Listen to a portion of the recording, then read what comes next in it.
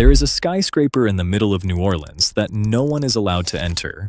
Not because it collapsed, not because it burned. From the street, on a clear day, it still reads as a real building. Concrete, glass, height, presence.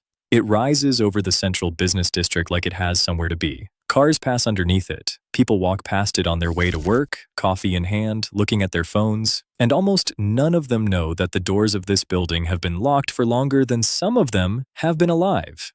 This is the third tallest building in the entire state of Louisiana. And for more than 23 years, the only thing moving inside it has been the air. It was not abandoned the way most empty buildings are abandoned.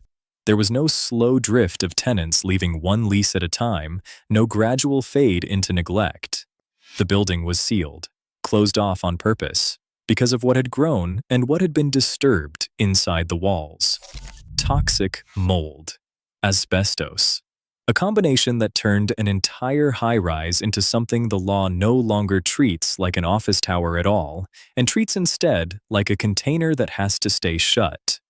And here is the part that keeps this from being just another sad photo of a vacant building.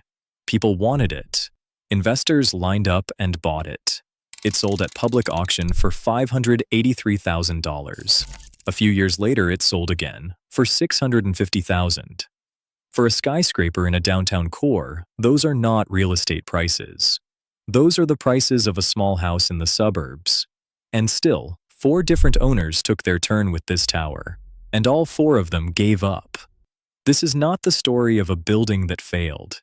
It is the story of a building that cannot be used and cannot be erased, locked in place by the exact same problem. Why does a city let one of its tallest structures sit sealed and silent in the middle of everything? Why would anyone pay real money for a skyscraper they are forbidden to walk into?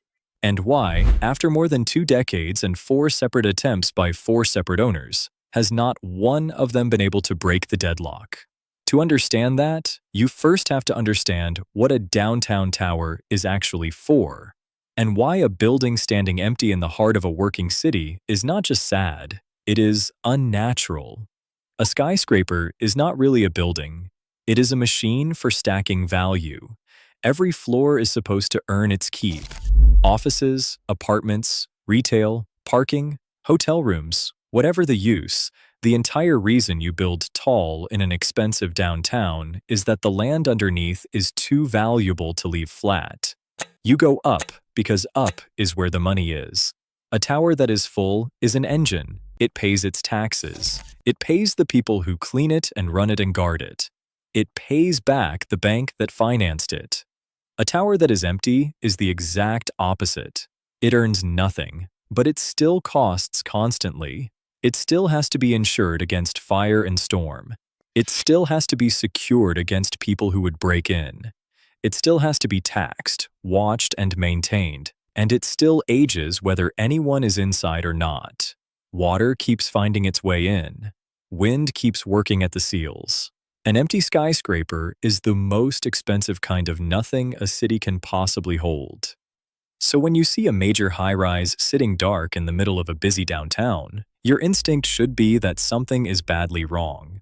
Buildings like this do not stay empty by accident. The pressure to fill them, sell them, or flatten them is enormous because every empty day costs somebody money.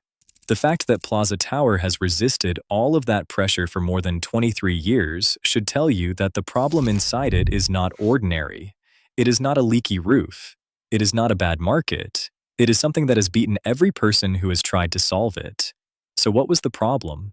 What was actually growing in the walls of one of Louisiana's tallest buildings? The answer is 2 things, and they work together in a way that is almost perfectly designed to trap a building forever. The first is asbestos. For most of the 20th century, asbestos was treated as a miracle material. It was cheap, it resisted fire, it insulated against heat and sound, and so it went into almost everything that tall buildings were made of. Floor tiles, ceiling coatings, the wrap around the pipes, the fireproofing sprayed directly onto the steel skeleton. As long as it sat undisturbed, sealed behind walls and locked under floors, it mostly stayed where it was put and harmed no one. The danger comes the moment you touch it. When you cut it, sand it, snap it, drill into it, or simply let it crumble with age. It releases tiny fibers into the air. Breathe those fibers in over years and they bury themselves in the lungs, where decades later they can cause fatal disease. So in an old tower full of asbestos, renovation is not a normal construction job. Every wall you open is a potential hazard. Every floor you tear up has to be treated like it is dangerous, because it genuinely is. The second problem is mold. And mold loves exactly the conditions that a sealed-up building in a hot, humid southern city provides. Warmth, moisture, stillness. No one inside to notice the first small leak. No one running the air systems to keep things dry. No one to open a window or mop a floor. Water gets in, it sits, and it spreads. In a building closed off from the world, mold does not stay politely in one corner. It travels through the structure floor by floor, into the drywall, up through the ceilings, into the ductwork, into every space the damp can reach. By the time anyone tries to map how far it has gone, the honest answer tends to be everywhere. Now hold those two facts side by side, because the trap is in the overlap. You have a building you cannot safely renovate because of the asbestos. You have that same building sitting in a climate that grows mold faster than any crew could ever clean it. And the building is already sealed shut, which means the mold has had year after year of darkness and damp to do its quiet work, completely undisturbed. The asbestos makes the cleanup dangerous and slow. The mold makes the cleanup enormous and unending. Each problem makes the other one worse. It is like trying to renovate a house where every wall might poison you to open, while the basement floods faster than you can ever bail it out. That is the root of everything that follows. Every owner, every auction, every quiet surrender you are about to hear traces back to this single fact. The inside of the building became hostile to the very work that was needed to save it. And the proof of how serious that really is might be the simplest fact in the whole story. The building was sealed. And then it stayed sealed. Think about what that actually takes. To close off a skyscraper in a downtown core, and to keep it shut not for a season, not for a year, but for more than 23 straight years is an extraordinary thing. Buildings get reopened, owners find an angle, cities lean hard on the people who hold dead property in their downtown. The default outcome for valuable urban land is that somebody, eventually, finds a way to make it work. Plaza Tower is the exception that proves how stubborn the problem is. Year after year, the seal held. Not because anyone wanted it to hold, because no one could afford to break it. But empty buildings still get bought and sold. And this is where the story turns from sad to genuinely strange, because somebody looked at this sealed, contaminated, third tallest in the state skyscraper and decided it was worth buying. At auction, Plaza Tower sold for $583,000. Sit with that number for a second. That is not the price of a tower. That is the price of a modest house. A single skyscraper in the center of a major American city, changing hands for what a comfortable suburban home costs in a lot of the country. And the reason the price was that low is the same reason the whole story exists. The contamination was that bad. The market was not pricing a building. It was pricing a problem, and it was discounting hard for the brutal cost of solving it. The buyer, of course, had a plan. People who buy distressed towers almost always do, and the dream is always the same. Get it cheap, clean it up, bring it back, turn one of the city's tallest buildings into apartments or a hotel or office space, and ride all that upside. On paper, a $500,000 skyscraper looks like the deal of a lifetime. On paper, it is impossible to lose. But the plan ran straight into the walls. Literally. The asbestos and the mold did not care about anyone's business model. The real cost to make the building safe enough to legally use kept turning out to be many times larger than the bargain price had suggested. And so the first owner did the math, and the math did not work. And they let it go. Then it sold again. $650,000 this time. A little higher, the exact same gamble.